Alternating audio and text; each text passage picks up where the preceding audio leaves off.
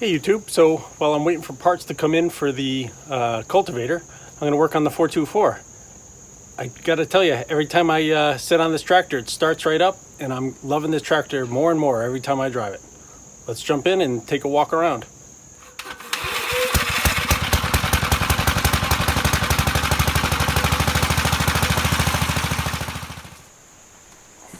Alright, so let's take a closer look at this 424.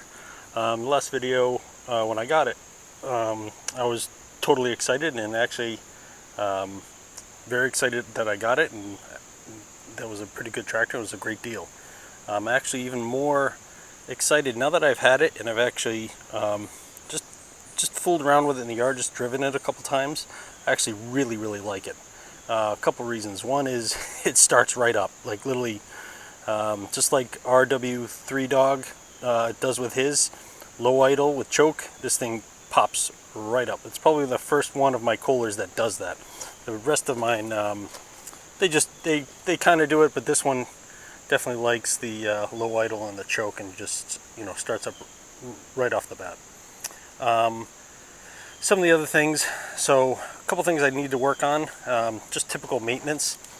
The first thing I'm going to work on for this video is, as you can see, the gas cap is below the hood.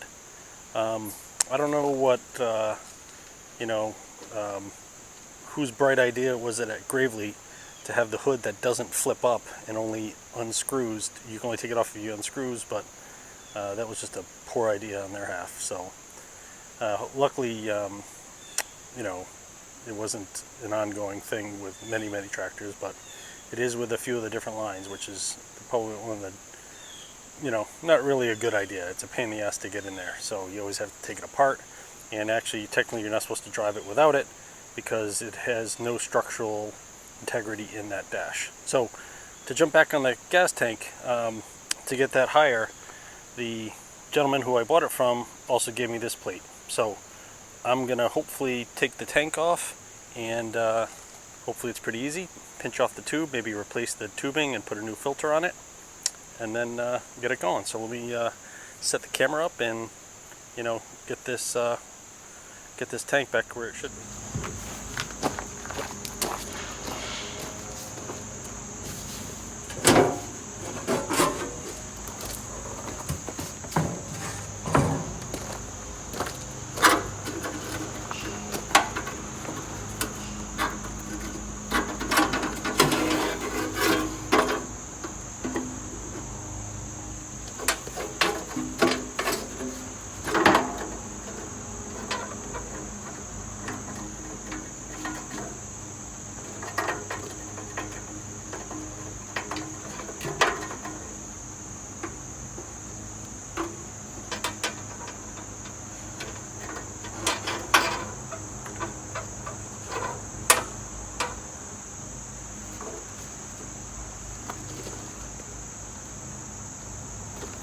Well, just noticed something.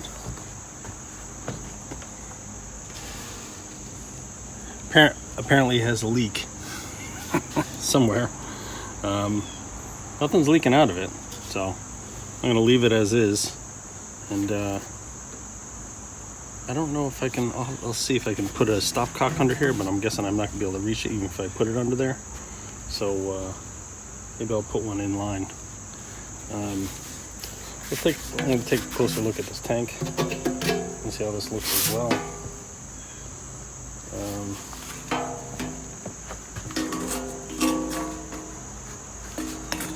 There's no gas in it. How am I running it? Must have been just barely amount of, I haven't run it long, but the tank looks actually really good.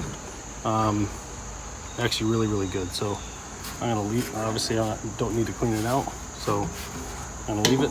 But this, I'll just have to keep an eye on this and see how it goes. But it's a little concerning. But now that I know it's there, I'll keep an eye out for it.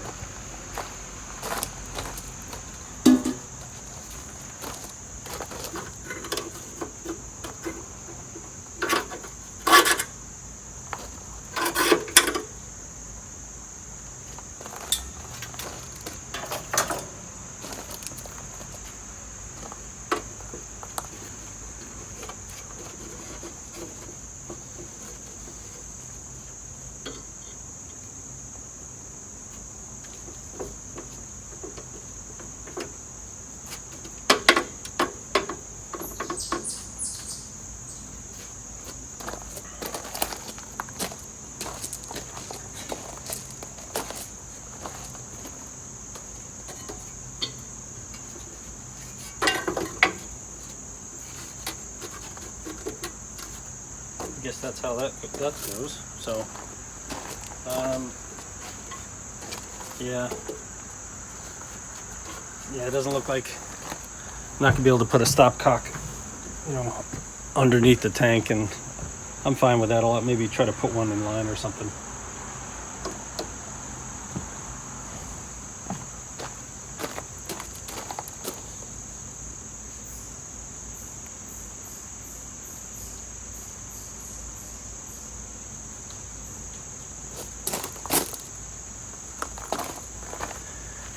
Here, I want to take you in for a closer look at something that I actually, when I first saw it, I was like, scratched my head on what it was. But now I actually really like it. Hold on. So when I first got this, I noticed these pegs up in front.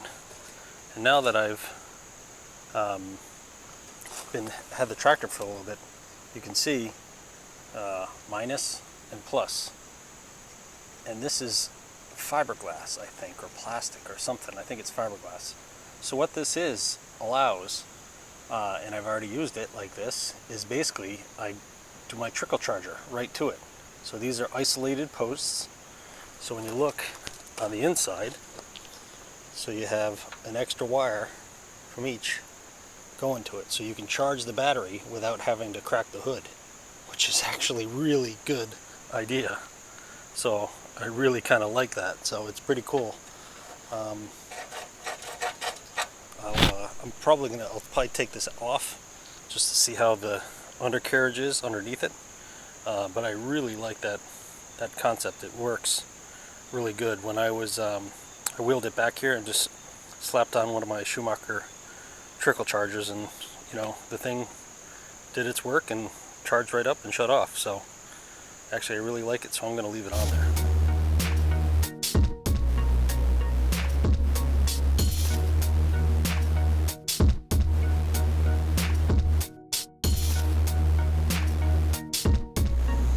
So the battery the box, or whatever you want to call it, is pretty rotted out. It's only being held on by this edge over here. I was trying to get it out, but that actually little section is pretty stubborn. So it's basically just being held on by that, and then the fact that these are long, so I'm going to have to replace that. Overall, the frame right here doesn't seem too bad, considering. But I will, spray it down with WD-40 and stuff like that, and just try to get it, keep it from rusting anymore. So let me see if I can get that out and see if I can find a plate to put in there.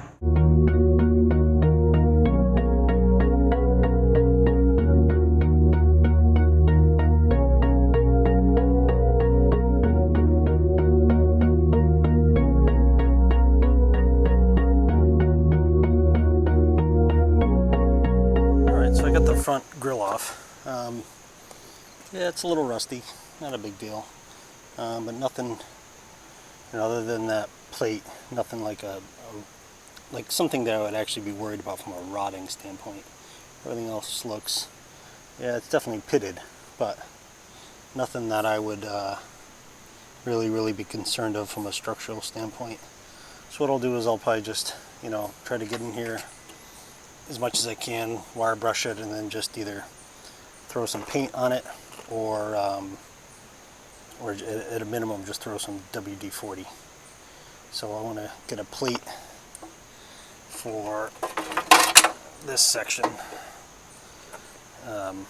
so the battery, I can drop the battery back in. But before I do that, I'll give it a quick once over with either a hand brush or the wire wheel. If I can fit the wire wheel, I'll use it. If not, I'll just use the hand brush it. So, but still liking it. The other thing I didn't say is the PTO. The PTO, actually, the shaft is in there. I don't know if you can see it right there. It comes from the PTO to the front, which is great. So it wasn't missing that, which is fantastic. It looks like it's a rack and pinion steering box, which I don't know. I'm sure somebody will comment whether or not that's the better one or the okay one. So, all right, let me just keep pushing forward.